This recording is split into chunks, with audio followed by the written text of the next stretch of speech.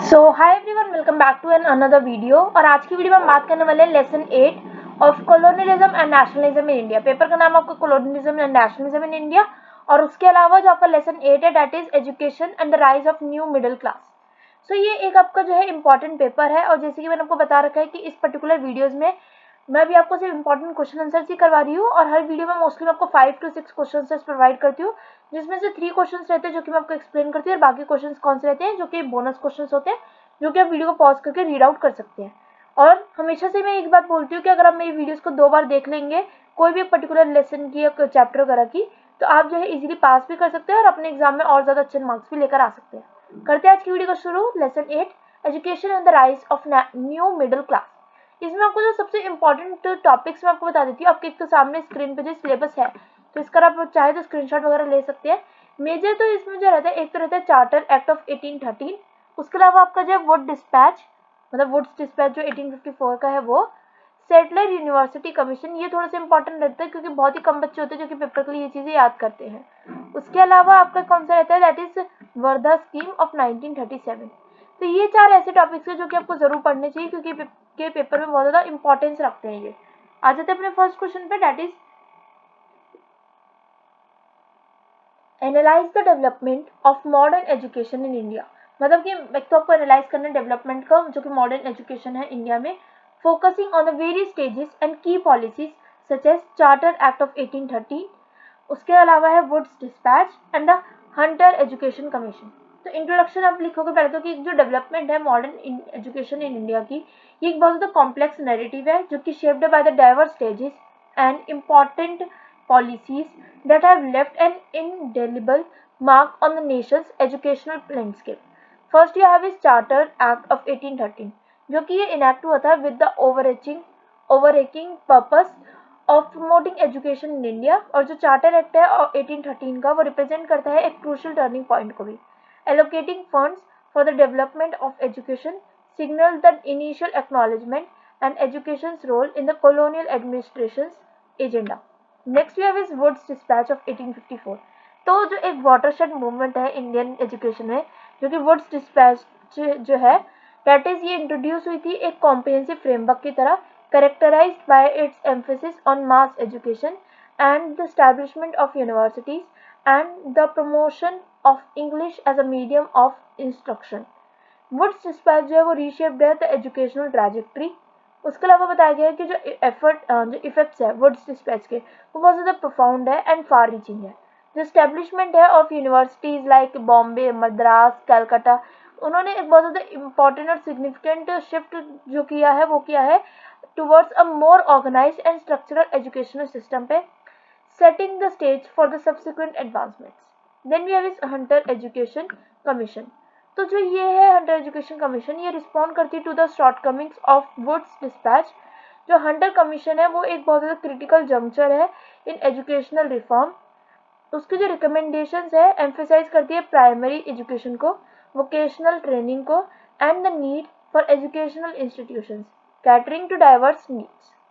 जो इफेक्ट्स है of the Hunter commission, ये रेजोनेट करते हैं इन सब्सिक्वेंट एजुकेशनल पॉलिसीज को, इन्फ्लुएंस करते हैं direction of education towards a more inclusive and practical approach.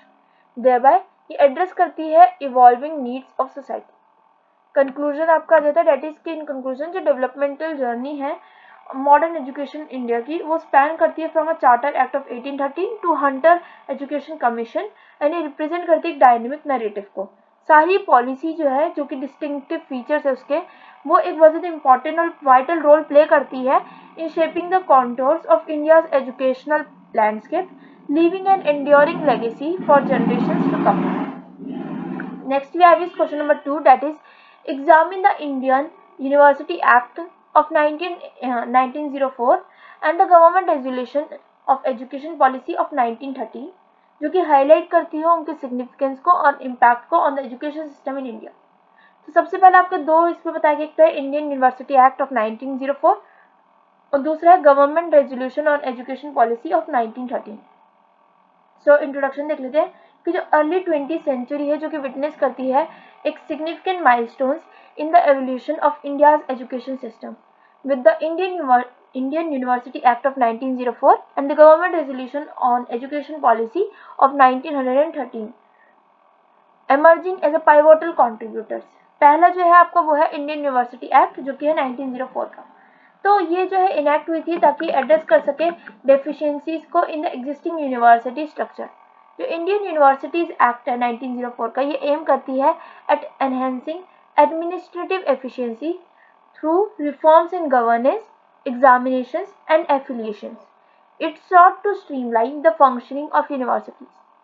Then we have इसकी जो ये एक्ट है सिग्निफिकेंस के, द एक्ट सिग्निफिकेंस ये लाई करता है उसके एफर्ट्स पे to bring about administrative efficiency, creating a foundation for a more organised and accountable university system. Then we have is government resolution on education policy of 1913।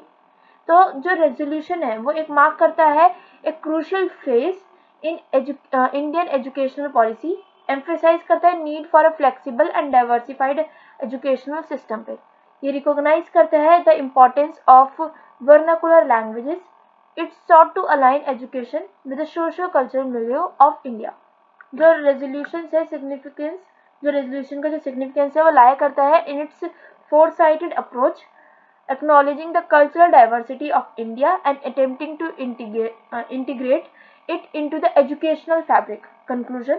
In conclusion हम ये लिख सकते हैं कि जो इंडियन यूनिवर्सिटी एक्ट 1904 का and जो government resolution है ऑन एजुकेशन पॉलिसी ऑफ 1913 ये स्टैंड करते हैं बहुत ज़्यादा इंपॉर्टेंट क्रूशियल पिलर्स की तरह इन shaping the trajectory of India's education system. ये कंट्रीब्यूट करते हैं टू एडमिनिस्ट्रेटिव एफिशिएंसी पे and emphasised cultural relevance in education, setting the stage for a more inclusive and dynamic educational framework। Next question we have is question number 3, that is to explore the recommendations and impact of Sadler University Commission, that is of 1970 to 1919 on Indian education system and highlighting its enduring influence। So सबसे पहले आपको देना होगा इसका introduction कि जो Sadler university commission है 1917 to 1919 ये होल्ड करती है एक बहुत ज़्यादा significant place in the scrutiny and reformulation of the Indian education system पे, और ये बहुत ज़्यादा लास्टिंग इम्पैक्ट रखती है on its trajectory. Next we have is recommendation of Sadler commission. So जो सैडलर कमीशन जो है जो कि प्रपोज हुई थी एक बैलेंस अप्रोच की तरह, advocating for a closer connection between the university education and the practical life. इसके जो बहुत ज़्यादा की रिकमेंडेशन है वो इंक्लूड करती है the need of stronger link between universities and the industries, a re-evaluation of examination systems and the development of a more robust framework for research। जो कमीशन है वो एम्फेसाइज करती है on aligning the education with practical needs and foster करती है research represented a forward looking perspective को। Impacts of Sadler commission, तो क्या क्या इम्पैक्ट रहे हैं।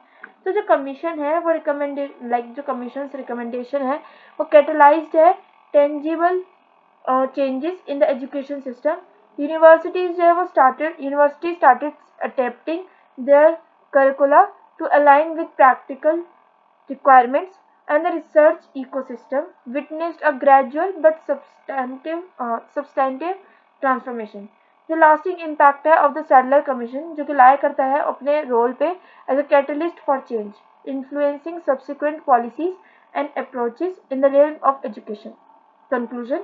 इन कंक्लूजन जो सैडलर यूनिवर्सिटी कमीशन है वो रिकमेंडेशन जो है वो लिफ्ट करती है एक enduring impact on the Indian education system by emphasizing the alignment of education with practical needs and fostering a research-oriented approach। It played a pivotal role in shaping the direction of education in India। Next we have is question number 4, that is to investigate the features of Verder scheme of education in 1937 जो कि highlight करता है उसके एक distinctive elements को and contributions को to the educational landscape in India.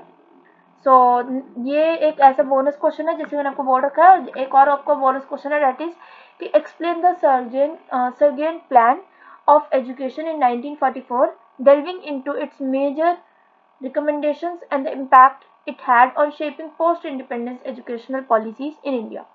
So these are your 2 bonus questions। और अब आपकी कोई भी क्वेरी है तो आप कमेंट से पूछ ही सकते हैं, और उसके अलावा वीडियो को लाइक कर देना अगर इन्फॉर्मेटिव लगे तो, और चैनल को सब्सक्राइब कर देना। And for more queries you can give me a comment in the comment section only, and if there is any of the queries you can give me a comment। So stay safe, stay positive, and thanks for watching. Bye bye.